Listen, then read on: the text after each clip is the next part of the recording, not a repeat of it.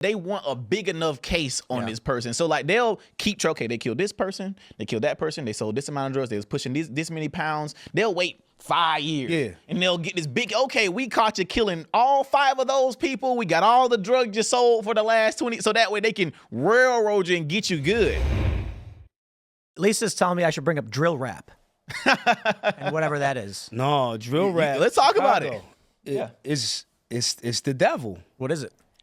Let's kill people and then make songs about how we killed your homie and then we smoked a L weed in celebration of your dead homie. Yep. This is like popular and common? Yeah, it's dying out now, especially with Dirk facing them charges that he facing in Cali right now. What is that? Lil Durk is a Chicago drill rapper that, was changing his life. I'm gonna say on the surface was changing his life, right? He just got hit with a murder for hire beef. So they got him in Miami, held him in Miami Federal Detention Center, shot him over to California to see charges on this, alleged charges on. I wasn't there. I don't know none of these folks is whatever, but he calls himself the voice of the streets, right? Drill rap is in essence, reality rap was NWA, Dr. Dre, Cube, and them saying, this is what we're dealing with. Like, people the police are beating us up, right? And then when Rodney King happens, everybody's like, oh my God. And then everybody, again, in the hood was like, yeah, it's Tuesday. Like, right. You know what I mean? That happens. Yeah. It just got filmed. So reality rap got marketed and co-opted and turned into so-called gangster rap. Gangster rap became a glorified commodity to sell people a concept to get them to go do things that strengthens the prison industrial complex. Right? So now that more people are becoming more disillusioned with gangster rap and you got a person that could control the world musically by making love songs, now that's dying. Now you get drill rap. We're going to kill you. We're going to confess on record in a song about how we smoked your homie. How don't they just get arrested? Sometimes and sometimes not.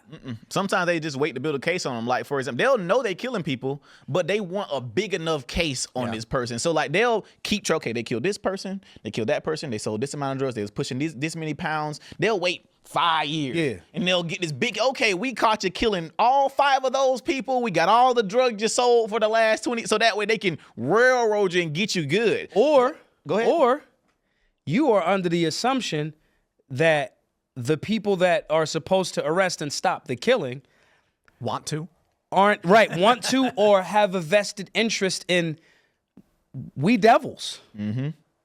We want further death and mayhem.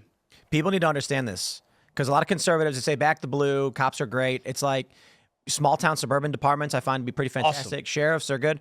But when you go to New York City and you go to Chicago, you're talking about Democratic Party appointed political officials running these police departments. And so a lot of these regular cops probably don't really know or care, but the Democrats who are appointing these people don't have your best intentions. They have your worst intentions. I'm going to say it again. Democrats are devils.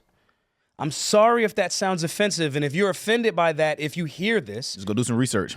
And just don't look at what I'm saying, look at the policies, look at the outcome, and tell me how I can so comfortably say that. Well, let's take a look at, we're talking about drill rap. We'll take a look at the entertainment industry in general, which is crazy to me because there were a lot of songs that I remember when I was a kid from like 80s rap, like you were mentioning. It's like telling people what's going on. Some of them were very political in the sense where, well, I don't completely agree with some of the messages from a lot, like Public Enemy had some good stuff. They're basically saying justice, accountability, fixing these things, and then it turned into doing shots, doing drugs, make money, who cares? It like totally degraded into vapid, just like, I guess, lewd and lascivious behaviors. But it wasn't, again, that's under the impression that it was just the culture going that way because of the culture. That's what I'm saying.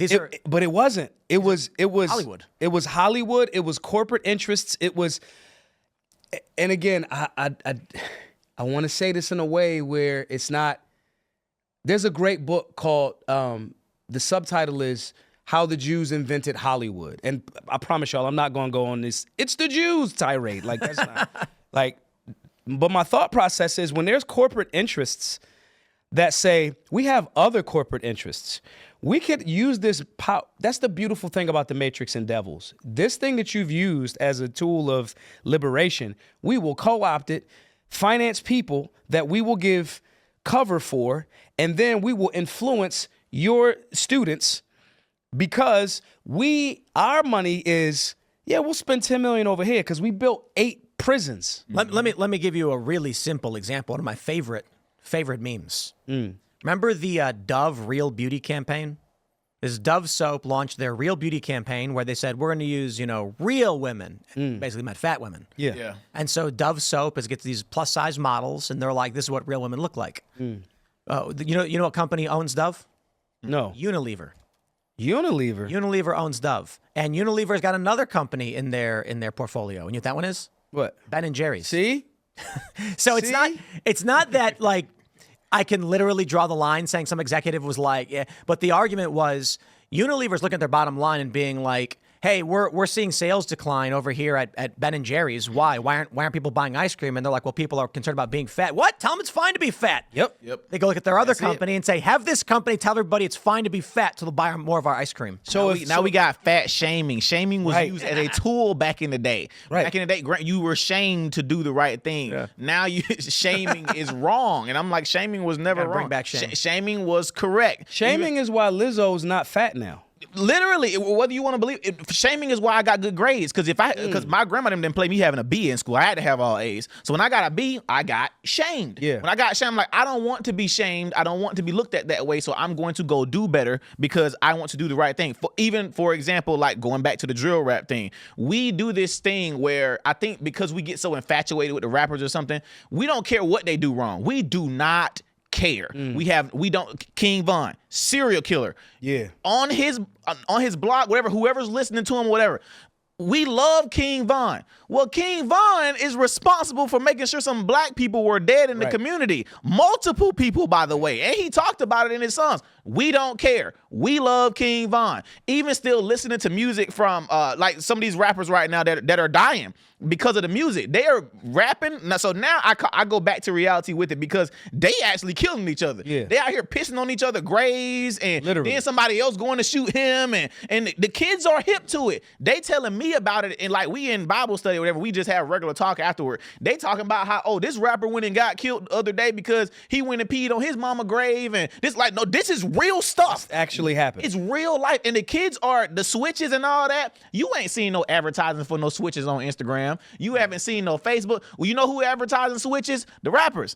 I ain't never heard of no switch till I heard it in the song. Like straight up. Like, and I like guns. Me and Maz do the gun thing. I hadn't really paid attention to no switch stuff till the kids told me about it. So I'm like, what's this switch thing y'all talking about? Now, real quick, shout out to Lizzo. She's losing weight. She's losing weight. She look good. Now here's the question. Here's the question that I'm gonna always come back to this question after we get to the individual. Mm-hmm. Do we think that just randomly, with us existing in a world, a timeline where random pallets of bricks show up when we think it's gonna be a beef, nobody knows how they got there, right? Do we think that drill rap is just, we just want to say this? Nope.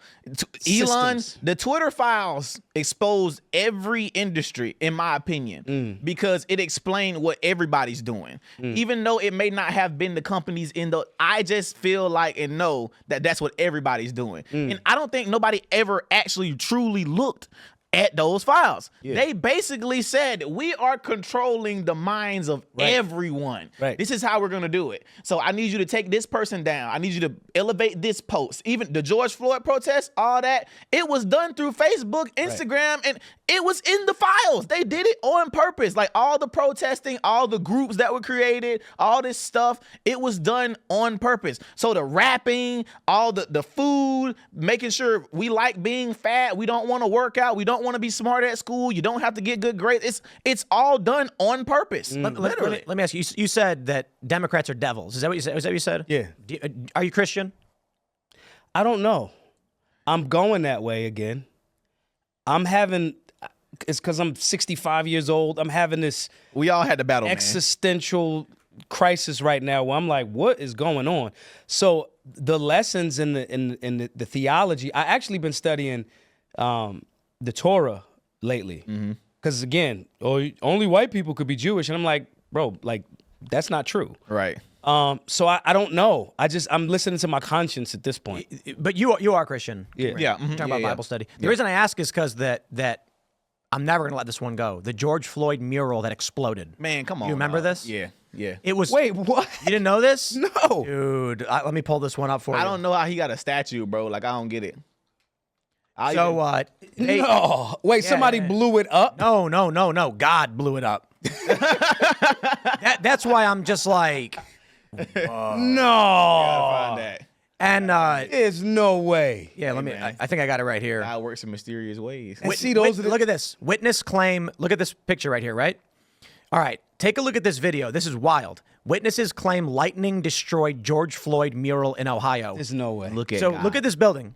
So let me see if I can find the original photograph if they have it here. This is the original photo. Yeah. They painted this big brick wall, and right in the middle was George Floyd with a crown.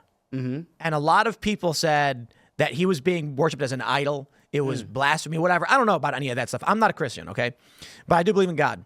And so look at the part of the building that was blown up by lightning. It was only the George Floyd mural. That is and it was that the weather that day, God. everybody tracked it.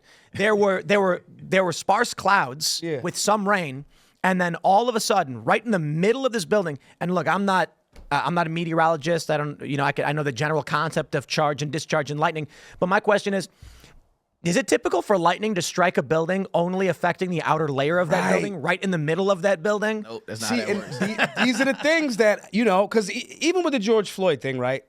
That's crazy. When Dave Chappelle said, like, yo, he wasn't the best dude, and he was not a good dude. By all accounts, not to sound rude to God bless his dead and all of that, right? No. But No. right, he's dead. He's gone. But All right, so real quick, sorry. Yeah. The New York Post does say an inspector said it was just a natural deterioration, but that means the wall just fell apart. So either way. either way, that's a sign. Thanks for watching this clip from the Culture War podcast. We're live every Friday, 10 a.m. to noon, so subscribe and come hang out.